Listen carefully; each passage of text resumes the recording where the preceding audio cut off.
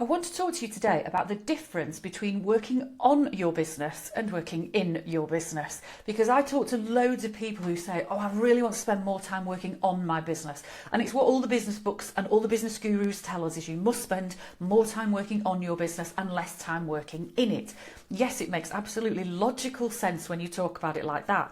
But what does it really mean, and how do you know when you're doing it? So I thought today I'd explain two different perspectives for you. I'm going to talk to you a little bit about the framework of the E-Myth. So there is a fantastic business book called The E-Myth Revisited, and the E does not stand for anything electronic. It's the entrepreneurial myth. The myth that as soon as you have started a business, you are therefore an entrepreneur and you must know everything that there is to know about business. And the myth is the fact that most people stumble into business because they hate a bad boss or they want more flexibility or something like that. It's rarely because somebody is a natural entrepreneur.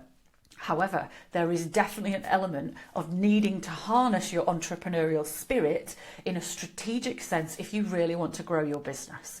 So the way the E-Myth positions it is that when you're building a business, you essentially have three hats to wear. And more often than not, you are wearing all three at once. So there is the strategist, who is working on the growth ideas, the business plans, the analysis, the evaluation, the new ideas.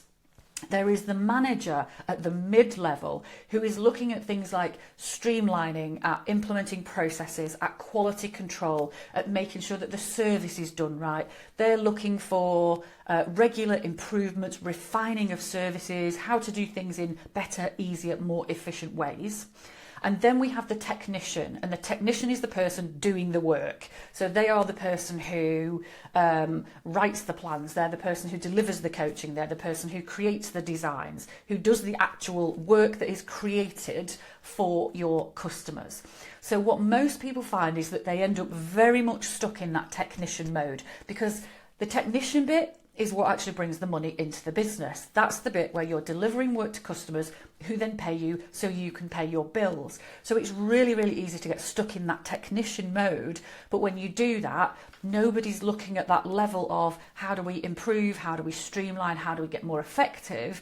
And more importantly, nobody is looking at that strategist level about what is our plan for growth and what new targets and exciting ideas or products and services do we really need to work on. So those are the three levels to really think about. And one thing I would suggest to you is to really try and understand when you're spending time in that strategist role, when you're working as the manager, and when you are stuck working as the technician. Now, I am not suggesting that you should be able to become a pure strategist or just the strategist and the manager. The chances are you're always going to be doing some degree of the technician.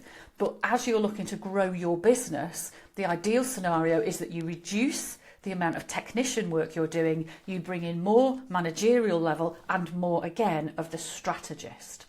Now, here's the key thing, because a lot of people aren't that clear about what the strategist role actually is. So many people, for instance, when you talk marketing, people think that when you're working on your social media, that's you working on the business.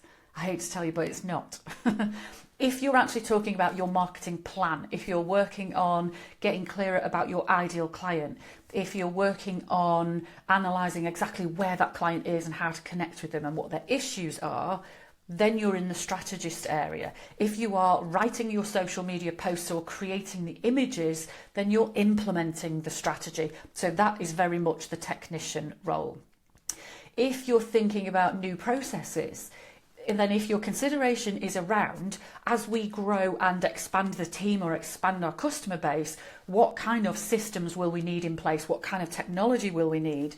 Then you're in that strategist area, because you're considering growth, you're looking at scaling, and you're analysing everything that's going to be needed. You are future planning. If you are in the phase of going away to look at a system and getting into the nitty-gritty of what each of three systems does and doing the analysis to choose the one you want, if you're kind of doing the donkey work there, well, then you're in the technician mode. If you're looking at implementing the systems and actually doing that in the best possible way and making sure it's really geared to efficiency, then you're in the manager role. So you're not constantly in only one of these roles. There is a real blurring of the three. You will always be doing a bit of a blur of all of them, but definitely if you are looking to grow, getting clarity about which parts of your work is strategic, and it's much less than you think, get clarity about that.